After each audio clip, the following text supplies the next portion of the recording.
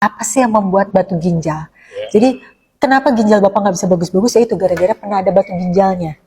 Pada batu ginjal itu terbuat dari yang namanya oksalat. Kok bisa ada oksalat? Oksalat itu ditemukan di sayuran berwarna hijau. Ya, pada saat Bapak makan oksalat, harusnya tubuh bisa mengeluarkan. Tapi tubuh Bapak ada yang disebut dengan leaky gut. Gut itu adalah saluran dari sini sampai lubang pembuangan ada bocor. Nah, itu si oksalat yang harusnya kebuang, ini masuk kemana-mana. Awalnya juga saya mah juga. Ya, nah itu leaky gut. Makanya, leaky gut itu ciri-cirinya salah satunya mah. Ya. Jadi dari situ terjadilah penumpukan oksalat. Penumpukannya di mana? Di ginjal. Selain di ginjal tuh ada di sendi-sendi. Jadi biasanya sendi-sendi suka sakit. Kalau ini enggak sih. Ya, ini belum jadi. Nah, belum. itu. Tapi asam urat di atas 7 lah. Asam urat itu bukan penyakit sebenarnya.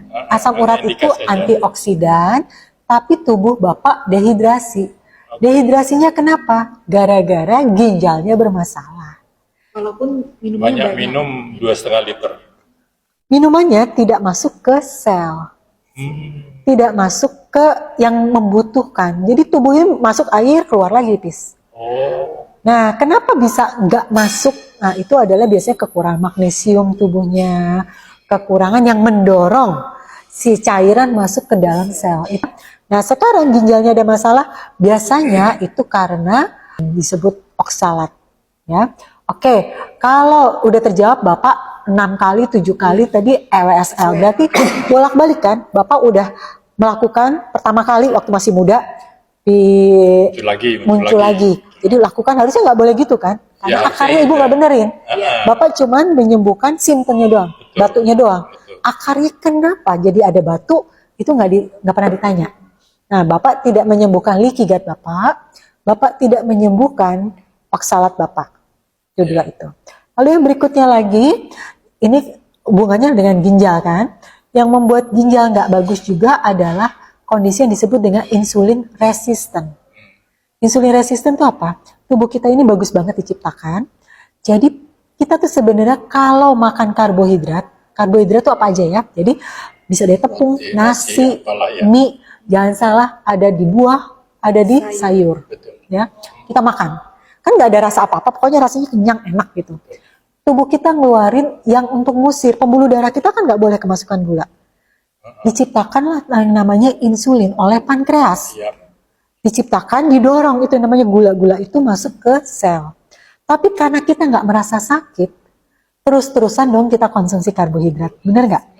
Kadang-kala nyemil, udah makan 3 kali masih ditambah cemilan dan segala macam. Akibatnya si insulin tuh nggak ada istirahatnya, wira-wiri terus dorongin yang namanya gula. Nah, sialnya insulin itu sifatnya menggendutkan. Apa yang digendutkan? Ini pembuluh darah kan kelewatan insulin. Jadinya dinding pembuluh darahnya gendut. Bayangin kalau kita menyiram tanaman, selangnya kita pencet. Pada saat selang kita pencet, itu jadinya kan lebih deras airnya. Sama, ini karena insulinnya kelewatan, ini ditekan, akibatnya tekanan darah Bapak lebih kencang. Tekanan darah lebih kencang itu terbukti dari hipertensi. Nah, ginjal punya kemampuan sendiri. Dia punya kemampuan untuk mengolah cairan di dalam tubuh hanya segitu. Tiba-tiba terima air kencang banget. Kebayangkan dia kerja kerasnya, akibatnya ngambek deh ginjalnya. Kemampuannya menurun. Bapak banyak minum, makin dia ngambek. Ini gimana sih?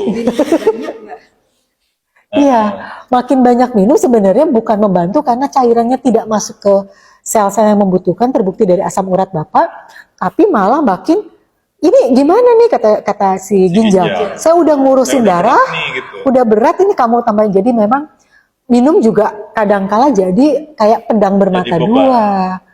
Untuk orang yang ginjalnya bagus oke. Tapi untuk ginjalnya udah bermasalah ya beban. Nah, yang harus dilakukan sekarang apa? Bukan stop minuman.